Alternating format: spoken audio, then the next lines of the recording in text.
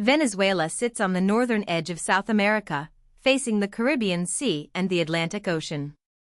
On a map, its location looks strategically blessed: Colombia to the west, Brazil to the south, Guyana to the east, Trinidad and Tobago nearby, and Caribbean islands just offshore.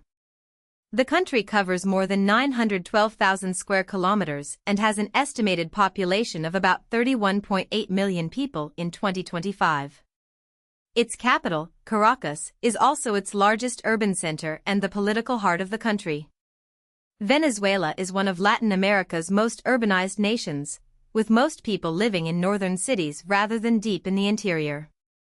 That geography matters because it shaped trade, oil infrastructure, migration routes, and political power. Venezuela is not just a country with resources.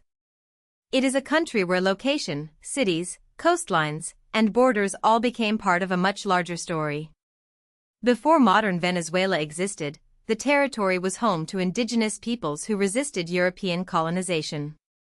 Spain began colonizing the area in 1522, making Venezuela part of the broader Spanish imperial system in the Americas. Like many colonies, it was tied to extraction, land control, and social hierarchies imposed from abroad. But Venezuela also became one of the earliest Spanish-American territories to break from Spain.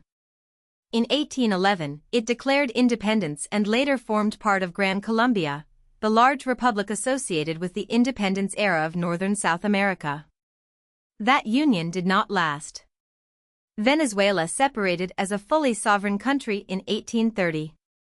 Independence created a nation, but it did not automatically create stable institutions. The new republic inherited difficult questions about regional power, military authority, economic dependence, and who would control the state. The 19th century was marked by political turmoil, autocracy, and regional military strongmen. Venezuela struggled to build a stable national system, and power often depended less on elections than on force, personal networks, and control of territory. Regional military dictators dominated politics for long periods, making the state fragile and uneven. This pattern was not unique in Latin America, but it left deep marks on Venezuela. Weak institutions made it easier for leaders to centralize power and harder for citizens to trust political parties, courts, or national administrations. The country had formal sovereignty, but sovereignty alone did not mean accountable government. Venezuela's later crises cannot be understood only through oil or ideology. They also grew from a long history in which military power, personal rule, and institutional weakness repeatedly shaped the political landscape. A major turning point came in 1958, when Venezuela entered a period of democratic government. At a time when many other Latin American countries were ruled by military dictatorships, Venezuela became an exception. For decades, it had competitive politics, civilian administrations, and a reputation for relative stability. This democratic period was also connected to economic prosperity, especially as oil revenues expanded the state's ability to spend, build, and distribute benefits. For many Venezuelans, this era created expectations that democracy could deliver growth, that oil wealth could fund public services, and that the country could avoid the instability seen elsewhere in the region. But prosperity built on a single dominant export can be fragile. When the price of oil is high, the system looks strong.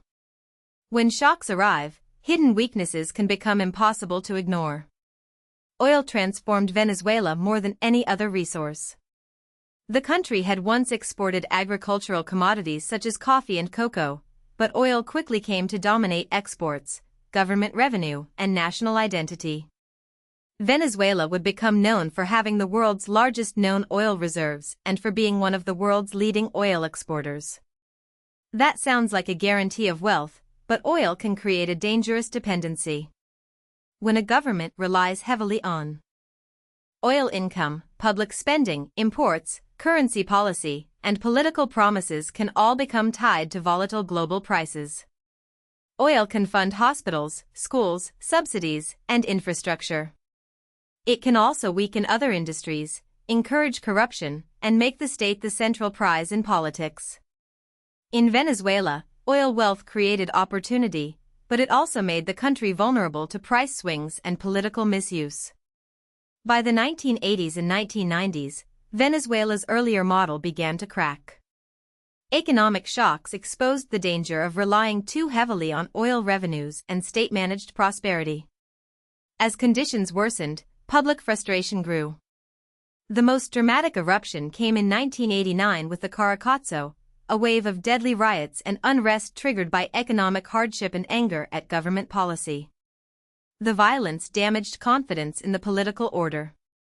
Then came two attempted coups in 1992, showing that parts of the military and society no longer believed the existing system could solve the country's problems. In 1993, a president was impeached on charges involving embezzlement of public funds. Each event deepened the sense that the old parties had failed. The crisis was not only economic. It became a crisis of legitimacy. The collapse of trust opened the door for Hugo Chavez. In the 1998 presidential election, Chavez presented himself as a break from the discredited political class. His victory became the catalyst for the Bolivarian Revolution, a political project that promised a new constitution, social justice, national sovereignty, and a deeper transformation of the state. In 1999, a constituent assembly wrote a new constitution, which was ratified and reshaped Venezuela's institutional framework. For many supporters, Chavez represented inclusion after years of inequality and frustration. For critics, the same process concentrated power and weakened checks and balances. This is the core tension of the Chavez era. It began with real public anger and real social demands, but it also changed the rules of political competition in ways that would have lasting consequences. In the early years of Chavez's rule, soaring oil prices gave the government enormous financial room. Populist social welfare policies expanded, social spending increased, and poverty and inequality fell for a time. This is why the story is complicated. The government did not rise only through repression or slogans. It also delivered visible benefits to many poor Venezuelans, especially when oil money was abundant. But the same model depended heavily on continued revenue, centralized control, and political loyalty. When a welfare state is funded by a volatile commodity, its success can disappear quickly if prices fall or management fails. Venezuela's early improvements were real, but they were not built on a diversified economy or strong independent institutions. They were built on oil income and a political system increasingly organized around one movement. After Chavez, Nicolas Maduro inherited a country already dependent on oil revenues and politically polarized. By mid to late 2014, poverty began to rise rapidly.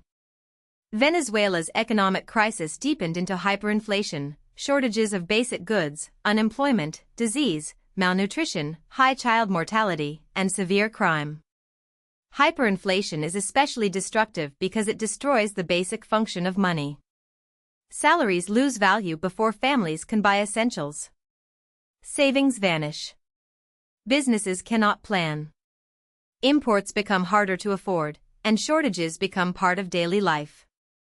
The crisis also fed corruption and black market systems, where access depended on connections or hard currency. For ordinary people, national collapse was not an abstract statistic. It meant empty shelves, failing hospitals, unsafe streets, and the constant question of whether to stay or leave. Venezuela's political crisis intensified alongside the economic one. The presidential elections of 2013, 2018, and 2024 were widely disputed.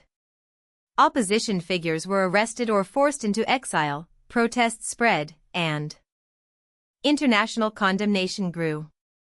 The country was officially a federal presidential republic, but under Chavez and Maduro it experienced democratic backsliding into an authoritarian state.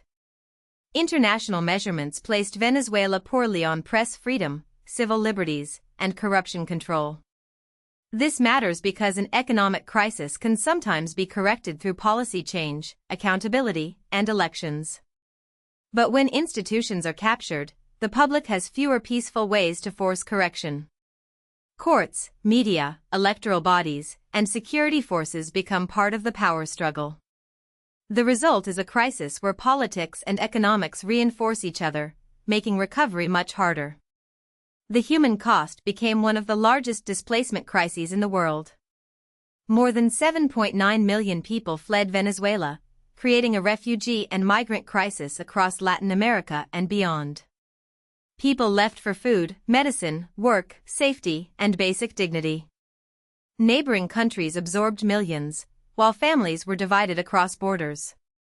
Migration on this scale changes everything: labor markets, schools, health systems, remittances, and regional politics. It also shows how a national crisis can become international even without a conventional war. U.S. sanctions added another layer to Venezuela's isolation and economic pressure, while the government blamed outside forces and critics pointed to corruption, mismanagement, and authoritarian rule. For millions of Venezuelans, the debate over causes mattered less than survival and the possibility of building a life somewhere else. According to the article's timeline, the crisis reached another dramatic point in January 2026, when the United States captured President Nicolas Maduro and Vice President Delcy Rodriguez was sworn in as acting president.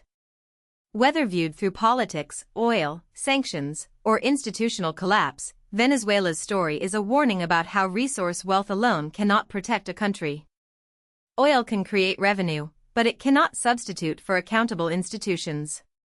Charismatic leadership can mobilize hope, but it can also concentrate power. Social spending can reduce poverty, but if it depends on fragile income and weak governance, the gains can reverse brutally. Venezuela's tragedy is not that it lacked resources. It is that enormous resources became tied to a political and economic system that could not withstand shocks, dissent, corruption, and the loss of public trust. If you found this helpful, please like this video and subscribe for more explainers.